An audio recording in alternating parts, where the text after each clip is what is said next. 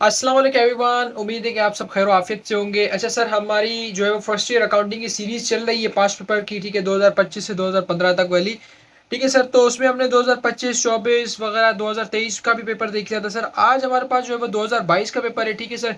थोड़ा सा unique question है, ठीक है सर, तो इसको देखेंगे। इसके अलावा सर इसका पार्ट ये क्वेश्चन नंबर 3 भी आ रहा है, लेकिन हम इसको नहीं करेंगे। वो इसलिए नहीं करेंगे कि यहाँ पे उसने कहा कि जनरल जनरल बना के, तो जो कि हमने ऑलरेडी डिटेल में सारी चीज़ें की हुई, तो हम जो जो चीज़ें रिपीट हो रही हैं तो उसको बार बार करने का कोई फ़ायदा भी नहीं है, ठीक है सर। जो मेन चीज़ें थी वो मैंने बता दी, एक एक चीज़ आप लोगों को डिटेल में समझा दी, ठीक है सर।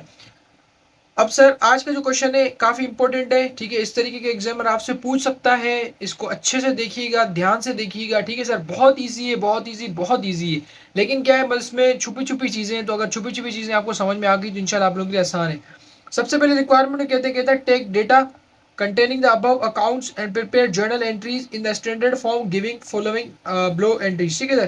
कह रहा है कि भाई ऊपर जो डेटा गिवन है वहां से मुझे एंट्रीज बना के दो, ठीक हो गया सर।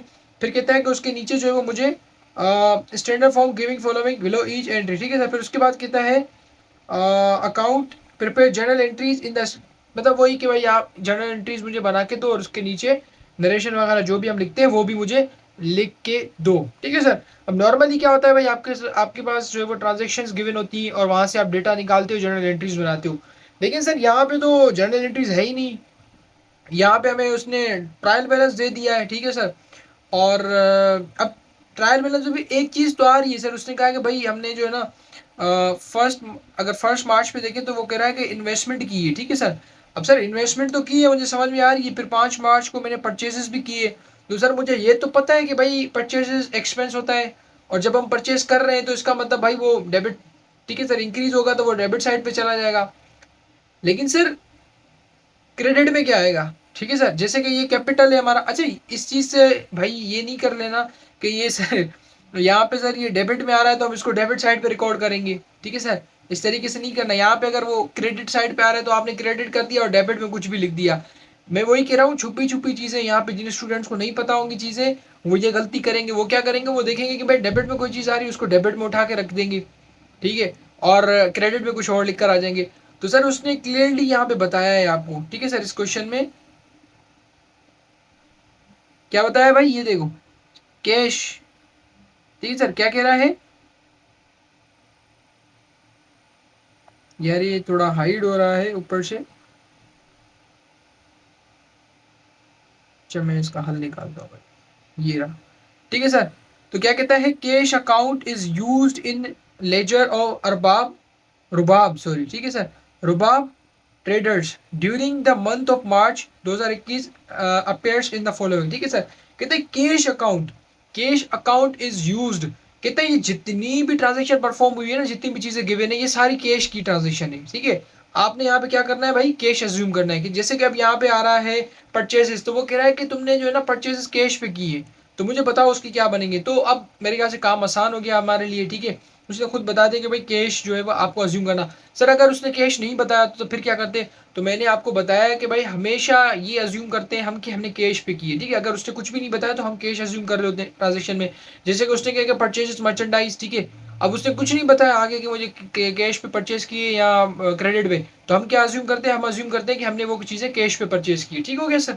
तो यहाँ पे लेकिन उसने खुद बताया है कैश अकाउंट, ठीक है सर। तो हम जो भी चीज़ें होगी उसमें अज्यूम करेंगे कि वो सारी चीज़ें कैश पे परफॉर्म हुई है। तो सर सबसे पहले ये कि भाई क्रोनोलॉजिकल ऑर्डर में चलना है, इस चीज़ का ख्याल रखना है आपने। पहले 1 मार्च वाली होगी, फिर उसके बाद 5 वाली, फिर 10 वाली, ठीक है, फिर 12, फिर 15, ठीक है सर, फिर 15 है हमारे पास, 27 है, फिर 28 है। इस तरीके से हम जो है वो इनको लेके चलेंगे। सबसे पहले अगर देखें तो 1 मार्च पे कहता है इन्वेस्टमेंट बाय द रुबाब। रुबाब ने इन्वेस्टमेंट की है 13,000 रुपए की, ऐसे नहीं, 1,30,000 रुपए की, ठीक है सर। तो सबसे पहले हमारे पास भाई यहाँ पे आ रही है इन्वेस्टमेंट, ठीक हो गया सर। अब सर दूसरी चीज क्या है भाई, तो दूसरी चीज तो उसने ऊपर ही बता दी कि सारी चीजों में कैश इन्वॉल्व है। तो हमने कहा कि भाई इन्वेस्टमेंट की है इस बंदी ने, कैश में की है, ठीक है सर। तो सर सबसे पहले सर कैश हमारे बिजनेस, जब उसने इन्वेस्टमेंट की तो उसका मतलब वो कैश जो घर पे पड़ा था उसने उठाया और हमारे बिजनेस में ला के रख दिया। तो सर कैश मेरे लिए क्या है, एक एसिड है, और एसिड यहाँ पे क्या हो रहा है, इंक्रीज हो रहा है, ठीक है सर। इंक्रीज हो रहा है तो ये हो जाएगा डेबिट। और सर इन्वेस्टमेंट क्या है भाई, कैपिटल है, कैपिटल भी यहाँ पे क्या हो रहा है, इंक्रीज हो रहा है, और जब इंक्रीज हो रहा है तो ये हो जाएगा क्रेडिट। ठीक हो गया सर। तो सर इसकी अगर एंट्री में बनाऊं तो क्या बनेगी भाई, कैश डेबिट हो जाएगा। ठीक हो गया सर। और कैपिटल क्रेडिट, लेकिन कैपिटल में क्या आएगा, रुबाब। ठीक है सर, 1,30,000। ठीक है सर, और इसकी नरेशन क्या आएगी, to record cash investment in business, या खाली कैश इन्वेस्टमेंट भी आप लिख सकते हो। ठीक हो गया सर। अच्छा सर, इसकी डेट थी 1 मार्च। अच्छा सर, दूसरी चीज़ ये भाई, मैं यहाँ पे प्रॉपर फॉर्मेट वॉर्मेट नहीं बना रहा जनरल जनरल का, मैंने आपको एंट्रीज बता दी, जनरेशन आपने इसको फॉर्मेट में पुट करना आपको अच्छे तरीके से आता है तो आप लोगों को खुद कर लीजिएगा। ठीक हो गया सर। फिर सर 5 मार्च को, ठीक है सर, 5 मार्च को क्या हुआ भाई, 5 मार्च को कहते हैं हमने एक परचेजेस की 80,000 रुपए की। ठीक हो गया सर। तो सर आइए इसको देखते हैं। सर हमने परचेजेस की, ठीक हो गया सर, एक चीज़ तो आ गई।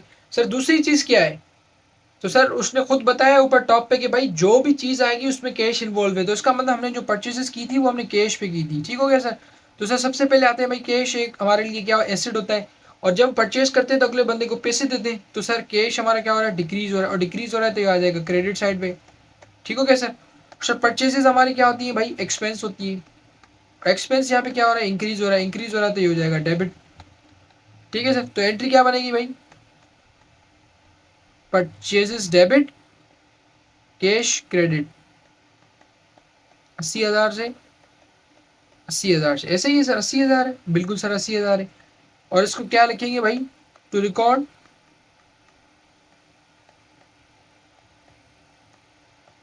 Cash purchases. ठीक हो गया सर, इसको हम इस तरीके से भाई रिकॉर्ड कर लेंगे। अच्छा सर, फिर आते हैं भाई, अब ये चीज़ भी हो गई, ये चीज़ भी हो गई। ठीक है सर, 5 वाली भी हो गई, ये ऊपर वाली चीज़ हमारी खत्म हो गई। नीचे आते हैं 10 पे। ठीक है सर, 10 पे कहता है एक सेल्स की हमने 40,000 रुपए की। ठीक है सर, तो 10 मार्च आ जाते हैं भाई, 10 मार्च। ठीक है सर, अब कह रहा है मैंने एक सेल्स की है। ठीक है सर, एक सेल्स की है। सर दूसरी साइड में क्या आएगा, तो सर उसने ऊपर हमें बताया कि भाई जो भी चीज़ है उसमें कैश इन्वॉल्व है, मतलब हमने सेल्स जो की है वो कैश पे सेल्स की है। ठीक है सर। तो सर कैश तो हमें पता है कि भाई ये एक एसिड होता है, और एसिड यहाँ पे इंक्रीज हो रहा है डिक्रीज हो रहा है। सर हमने जब सेल्स की तो अगले बंदे ने हमें पैसे दिए होंगे, तो इसका मतलब कैश इंक्रीज हो रहा है, और सर इंक्रीज हो रहा है तो ये हो जाएगा डेबिट।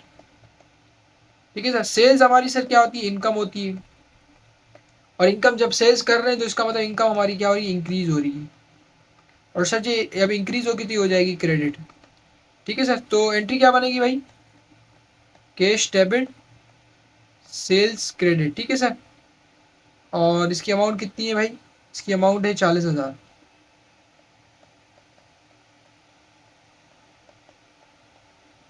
नरेशन क्या है भाई, टू रिकॉर्ड कैश सेल्स। ठीक हो गया सर, यहाँ पे सर, ठीक है सर, सुकून है, बिल्कुल आराम है, कोई तंग तो नहीं करी कोई चीज़। ठीक है भाई, तंग कर रही है तो कमेंट करें, फिर इंशाल्लाह मैं उसको जो है ना सही कर दूंगा। ठीक है भाई, तो मसले की बात नहीं है भाई, जो चीज़ समझ में नहीं आए क्वेश्चन कीजिएगा। यकीन करो आज भी मुझे एक स्टूडेंट ने मैसेज किया, हालांकि मैंने उसको कमेंट में, अगर आप देखें ना जाके मेरे फर्स्ट अकाउंटिंग, इतने इतने बड़े बड़े कमेंट मैंने जो है ना लिखे हुए, तो यार अब मैंने लेक्चर में जो चीज़ समझाई है, ठीक है, अब वो स्टूडेंट को दोबारा नहीं से, तो वहाँ पे मैं वॉइस नोट तो नहीं डाल सकता ना मैं दोबारा, तो फिर मजबूरन मुझे टाइप करनी पड़ती है सारी चीज़ें। ठीक हो गया सर, तो फिर जो है वो पूरी लंबी कहानी उनको सुना के फिर उनको क्लियर करवाई सारी चीज़। ठीक है सर, तो जितना यार मुझसे पॉसिबल हो सकता है मैं आपकी मदद कर देता हूँ। ठीक है सर, अब जहाँ पे बिल्कुल कोई जो है वो नहीं बनेगा मेरा भी, ठीक है सर, तो फिर मैं माजरत कर लेता हूँ भाई आपसे। अच्छा सर, 12 मार्च पे कहता है रेंट एक्सपेंस। ठीक है सर, कि भाई एक रेंट एक्सपेंस है, ठीक है, जो कि हमने पे किया है। ठीक है, एक्सपेंस मतलब पे कर दिया आपने, जब भी तो एक्सपेंस हुआ है वो आपका। अगर आपने पे नहीं किया होता तो फिर वो एक्सपेंस होता ही नहीं। अगर यहाँ पे रेंट इनकम होता तो फिर तो इसका मतलब आपने रेंट लिया है किसी से। ठीक है, मतलब आपका घर था वो आपने रेंट पे लिया है तो वो इनकम होती है, लेकिन यहाँ पे एक्सपेंस है। ठीक है सर, 12 मार्च। अच्छा सर, रेंट एक्सपेंस, ठीक हो गया सर। और दूसरा सर क्या आ रहा है भाई, हमने कैश में पे किया है, एग्जामिनर ने हमें बताया था, तो सर कैश हमारे लिए एक एसिड है, और एसिड सर यहाँ पे क्या हो रहा है सर, हम पे कर रहे हैं तो हमसे कैश जा रहा है, तो ये डिक्रीज हो रहा है, डिक्रीज हो रहा है तो सर ये हो जाएगा क्रेडिट। ठीक हो गया सर। एक्सपेंस सर आपको नाम से पता है, ठीक है सर, एक्सपेंस है हमारा, और एक्सपेंस यहाँ पे क्या हो रहा है सर, यहाँ पे इंक्रीज हो रहा है, और इंक्रीज हो रहा है तो सर ये हो जाएगा डेबिट। ठीक है सर, तो एंट्री क्या बनेगी भाई, rent expense debit cash credit. ठीक हो गया सर। और इसकी अमाउंट कितनी है, इसकी अमाउंट है 30,000।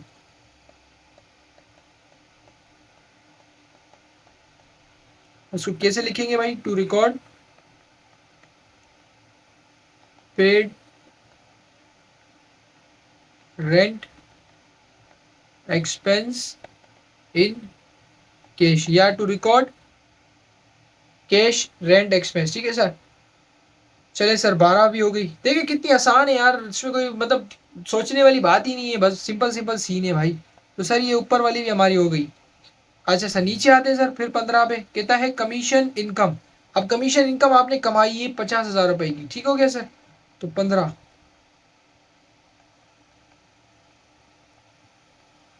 ठीक है सर, एक तो हमारे पास है कमीशन इनकम, और अगला हमारे पास क्या है भाई, कैश है। ठीक हो गया सर।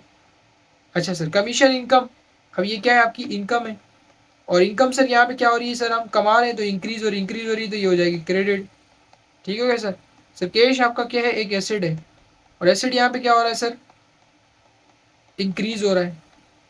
इनकम कर रहे हैं ना, तो उसका मतलब हमें पैसे मिल रहे हैं, तो सर ये इंक्रीज होगा तो सर ये हो जाएगा डेबिट। ठीक है सर, तो cash debit commission income credit हो गया। ठीक है सर, और इसकी अमाउंट कितनी है भाई, इसकी अमाउंट है 50,000।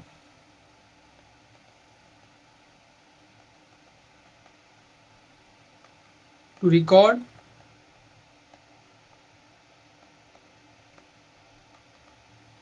Commission income.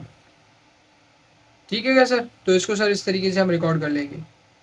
अच्छा सर, फिर सर और 15 पे दूसरी भी 15 के ट्रांजेक्ट तो एक साथ नहीं बना लेना, हम अलग अलग बनाएंगे। अब सर कह रहे हैं अकाउंट्स पेबल।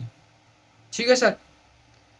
अच्छा सर अकाउंट्स पेबल आ रहा है, तो सर इसका मतलब क्या है भाई, तो सर इसका मतलब ये है कि हमारी किसी की लाइबिलिटी थी जो कि हमने पे कर दी है कैश में। ठीक है सर। 15/5। ठीक हो गया सर। अच्छा सर अकाउंट्स पेबल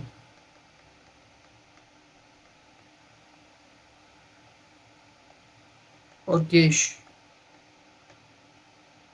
ठीक हो गया सर। अब सर उसने अकाउंट पेबल और ऊपर कैश का बता दिया, तो इसका मतलब सर जब कैश की उसने बोला है, टॉप पे में बताया कि हर चीज में कैश इन्वॉल्व है, तो सर कैश जब आ रहा है तो इसका मतलब हमने किसी को पे किया है, जब भी तो कैश आ रहा है। अगर यहाँ पे होता परचेजेस या और कुछ चीज, तो फिर हम देखते कि भाई क्या करना है उसका, लेकिन फिर भी तो भाई कैश पे हमारी सारी चीजें थी। तो सर उसने अकाउंट्स पेबल खाली बताया, इसका मतलब ये है कि भाई हमने किसी की लाइबिलिटी थी वो हमने पे कर दी है। ठीक हो गया सर। तो सर अकाउंट्स पेबल आपके पास क्या होता है भाई, लाइबिलिटी होती है, और जब आप पे करते हो तो ये लाइबिलिटी यहाँ पे डिक्रीज होती है, तो ये हो जाएगी डेबिट। और सर कैश हमारे पास क्या होता है, एक एसिड होता है, और एसिड सर जब हम किसी की लाइबिलिटी पे कर रहे हैं तो उसका मतलब उसको कैश दे रहे हैं, तो सर एसिड डिक्रीज हो रहा है तो ये हो जाएगा क्रेडिट। तो सर क्या बनेगा भाई, accounts payable debit cash credit. ठीक है सर, और इसकी अमाउंट कितनी बनती है भाई, इसकी अमाउंट बनती है 20,000।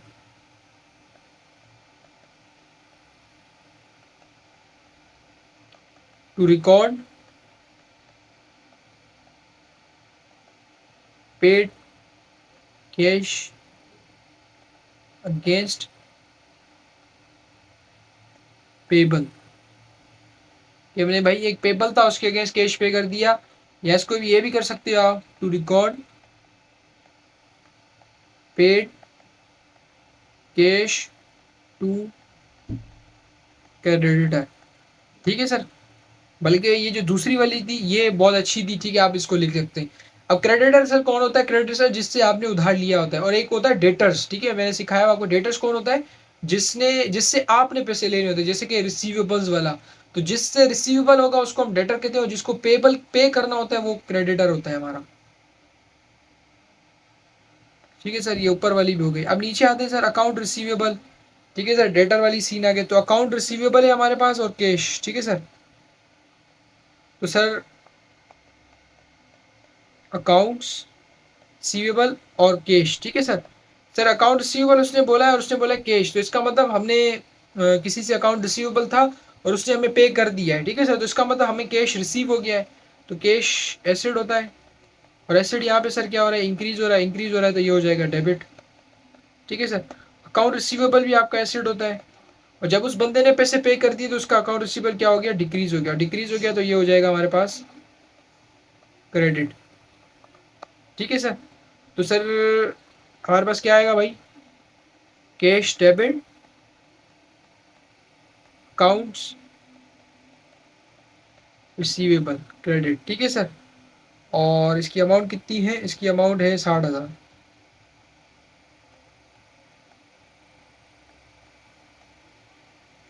अब इसकी क्या आएगी भाई, to record received cash from debtor. ठीक है, ये डेप्टर नहीं होता, ये डेटर होता है।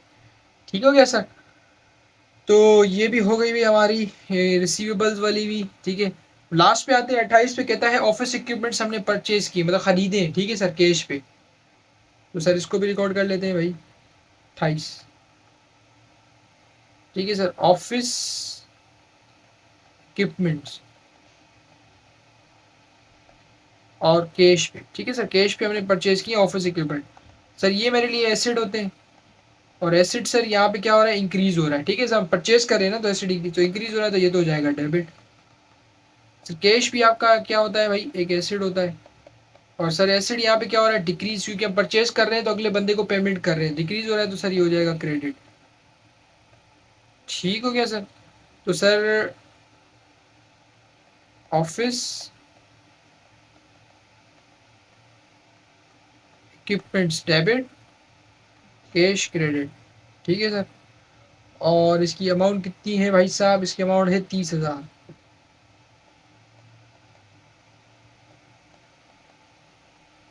नरेशन क्या आएगी, टू रिकॉर्ड